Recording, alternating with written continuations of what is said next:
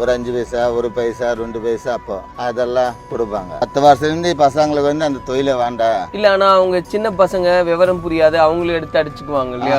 அதெல்லாம் கொடுக்க மாட்டோம். பண்ணுறது ஸ்கூலுக்கு போகணும், எங்கள் தொழில் எங்களுக்கு போயிட்டோம். இப்போ நாங்கள் இருக்கிற பொழப்பு எங்கள் பசங்களுக்கு வேண்டாம், அது வேண்டாம்.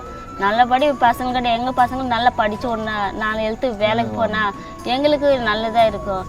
நாங்கள் எப்படியோ இது மாதிரி ஆகி போயிட்டோம். எங்கள் பசங்க இது மாதிரி நிலவு வரக்கூடாதுன்னு நாங்கள் நினைக்கிறோம். தினசரி வாழ்க்கை அப்படின்றது எப்படி இருக்கு? எங்கள் கதை வந்து நாடோடி மக்கள். இங்கே ஒரு நாள், இங்கே 5 நாள் இருப்பேன்னா ஒரு 5 நாள் வந்து சம்பாரிச்சிக்கின்னு நெல் கம்பு சோளம் சாட்டை அடிச்சுக்கின்னு உரிமை மேலே வச்சுக்கின்னு அதாவது வீட்டுக்கு வந்து அரிசி கொடுப்பாங்க, கம்பு கொடுப்பாங்க, நெல்லும் கொடுப்பாங்க. அன்னைக்கு போனாதான் எங்களுக்கு சாப்பாடு. ஒரு நாள் வீட்டாண்டு இருந்தால் பட்னி தான். எங்கள் பசங்களுக்கு பட்னி, நாங்களும் பட்னி, அப்படி போயிட்டே இருந்தது அந்த காலத்துலேருந்து இந்த காலத்து வரைக்கும். அதே மாதிரி வந்து இந்த ஊரில் வந்து ஒரு 5-6 நாள் இருந்துட்டுனானா மறுபடியும் ஒரு ஊருக்கு போனானா இன்னொரு வாட்டி போனானா கொடுக்க மாட்டாங்க. நீ அன்னைக்கு வந்து கேட்டு அன்னைக்கே கொடுத்துட்டேன் போய் இல்லைன்ட்டுருவாங்க. காலையில் 6 மணிக்கு போயிடும். இங்கே எங்களுக்கு 6 மணிக்கு ஒரு பஸ் வரும், இல்லைன்னா 6 இருக்கானே வரும். அங்கே போனால் 7 ஒரு 8 மணிக்குன்னா பஜாரில் போயிட்டு அங்கே கடாண்டா அங்கங்கே எங்கெங்கோ காசு கேட்டுட்டு பஜாரில் காசு கேட்டு ஒரு 4 மணிக்கு திருப்பி வீட்டுக்கு தான் வருவோம்.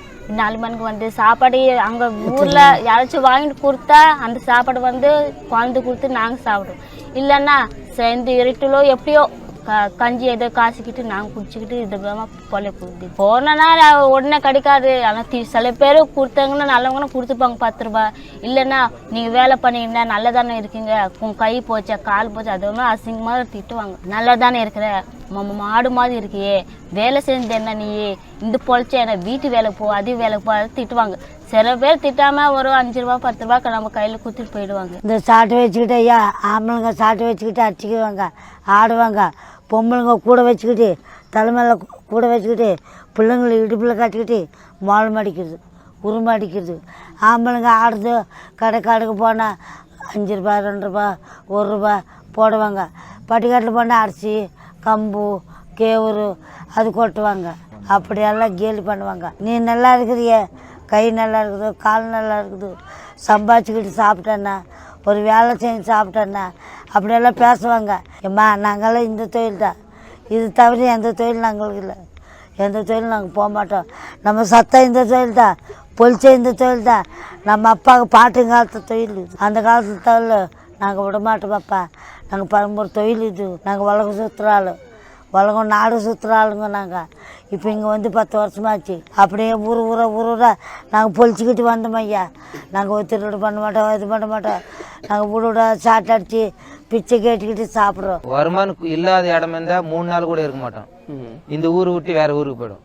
அதே ஒரு ஊர்லேருந்து நடக்க ஒரு 30 கிலோமீட்டர் 20 கிலோமீட்டர் அப்படி போவோம். எங்களது கலதை இருந்தது. அந்த கலதை மேலே சாமான நாங்கள் கட்டுற துணி புடவை பசங்களுக்கு துணி மூட்டை கட்டி அது மேலே வந்து எங்கள் பசங்களை வந்து சின்ன பசங்களை இருந்தால் நடக்க முடியாது இருந்தால் அந்த பசங்களை மேலே உட்கார வச்சுக்கிட்டு பொறுமையாக ஓட்டினே போவோம்.